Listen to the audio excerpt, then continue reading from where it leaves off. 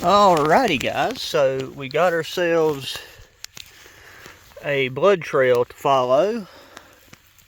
There's the initial hit, so we're just going to kind of figure out. One deer split off right there. Was 3 or 4 in the area, but as you can see, all this is really grown up and only really had one lane, one shot lane that I could go with there. I can give it a second since I found that initial bit of blood to let it get up here and tire itself out. Or okay, here we go. It looks like it cut left.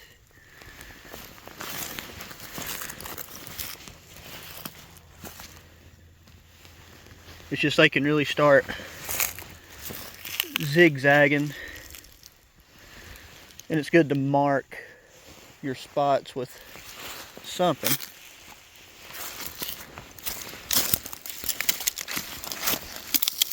Spotting the very tiny droplets like that is that's the most difficult part. Lots of fresh crap, because I think that muzzleloader definitely scared the crap out of the other ones. Yeah, I think it might zig back over this way. So go.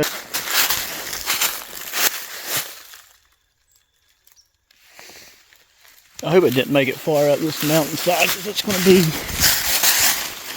a pain to get to. So I'm going to backtrack and see if I can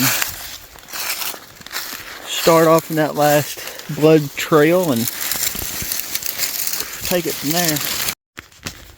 Okay, been at it now for about 30 minutes, but this trail has got a lot stronger. Where it bolted so fast, it was very hard to get that initial trail, but I think we should find her pretty soon.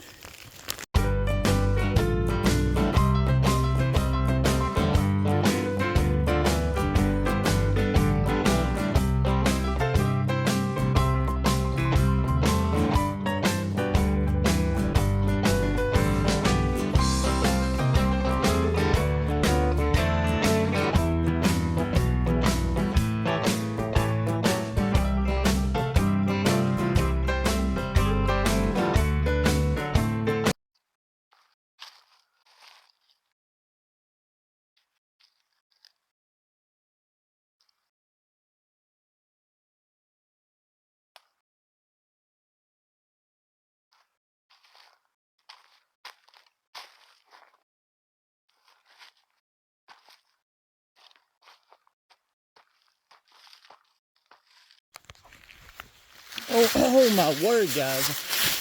I am on straight up and down terrain right now. I cannot even estimate how far I've tracked this thing. But down here, we've got a big, beautiful, healthy doe that, by God, can put up one heck of a marathon. Hey, buddy, you clonked out for good.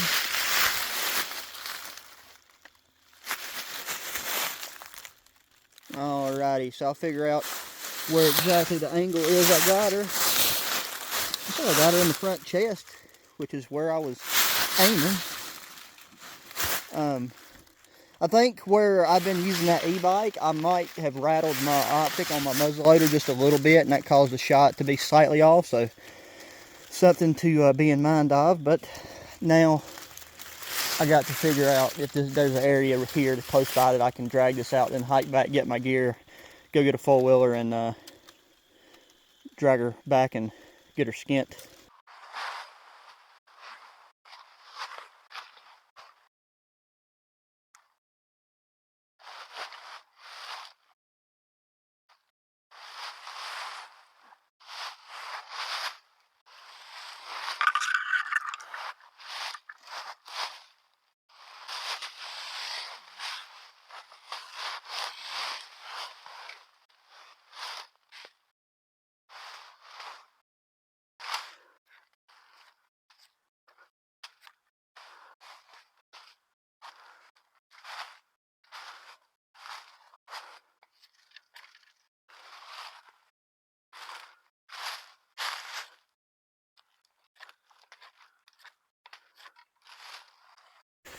Okay, so I returned with the four-wheeler. The deer is right over this hump of this ridge. Now, one thing I did want to note, just in case you're unfamiliar with it, as I was leaving, took the pocket knife, took and blazed a couple of these saplings on the way in. That's not going to damage these poplars whatsoever. But that way I knew whenever I got back, like whenever it's fresh and green, you can see how the light just bounces off those almost like reflectors. So I'm going to take some of this redback rope. It's like a flat industrial webbing, and I'm going to run it down there, tie it to the four-wheeler, tie it to the deer, get it up here, load it on the back, take some roller cam buckle cam straps, and get her tied to the back that way. And then when we take her home, I'm going to try for the first time using this redback webbing to hoist it up with the leg spreader. Okay, I guess that whole time it wasn't recording, but I just run a long line down to the deer, went ahead and cut him clean. It's I forget what you call them on top of my head right now, but where we'll take and hang the hook, that's got to be done anyways. So we'll just tie this up. And I was saying how that, you know, this video is probably going to immediately get vetoed by YouTube, but make sure you hit the thumbs up button and share it. That way that doesn't happen.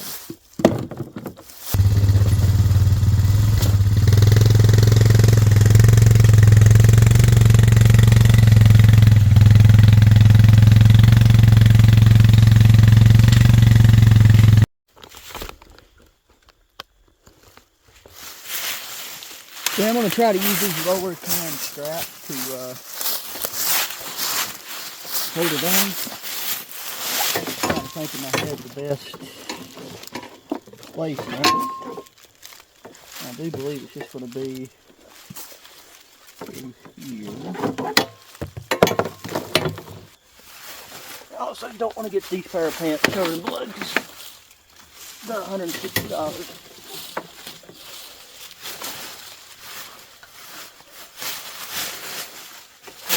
This is the easiest way I've found to do it solo,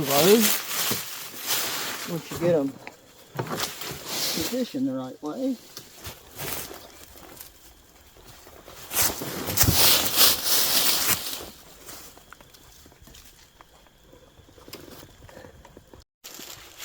Okay, so I tried a new method and it worked. So the next deer we load, I'll show you. I was just trying a bunch of different things on that one, because this one's not small.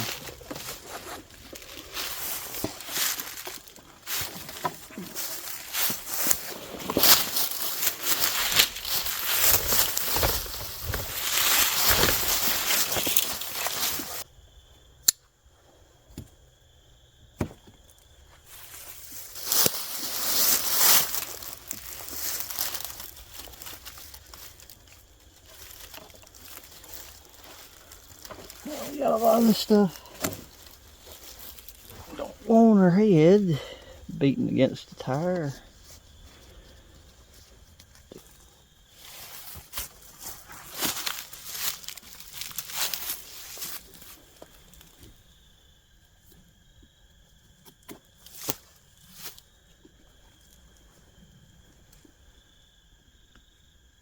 Alrighty guys, well, I'm gonna head out after I wind this stuff up, and I'll see y'all at the hanging station. Well, actually, I'll show y'all the hanging station, but I'm not going to show the skinning process because I'm pretty sure that will immediately get this video like taken down, a flag or something.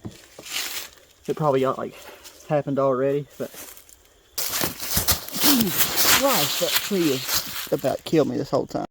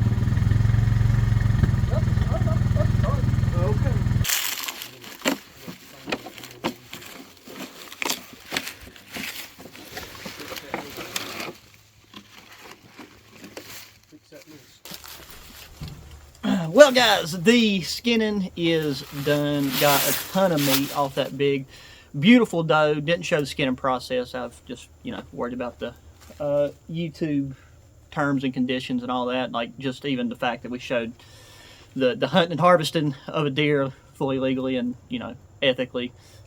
It's apparently not always okay in their eyes. So this is his first real e-bike. Took the e-bike out. It's super quiet, doesn't disturb anything in the surrounding area. Was trying out some new gear clothing wise, that Terran, I believe, the Terran jacket, you know, once it started to get a little cooler, and you know, rocking the road gloves. Just tons of just a good opportunity to get higher up into the mountains. And we're still got a ton of stuff to do this hunting season as far as overnight hunt camps, just, you know, hunt camps hypothetically, as far as like how to set up hunt camps and spending the overnights in them. And just, you know, all of that good old stuff. So please, for this type of video, if you enjoyed in any capacity, please hit the thumbs up button, subscribe if you have not already, share the channel with friends, family, anybody that enjoys good old outdoor activities. And you can check the links down below. I'll try to link to the gear and, Jesus Christ, and the items that I use, if they're available. You know, that always varies from time to time whenever you see this video.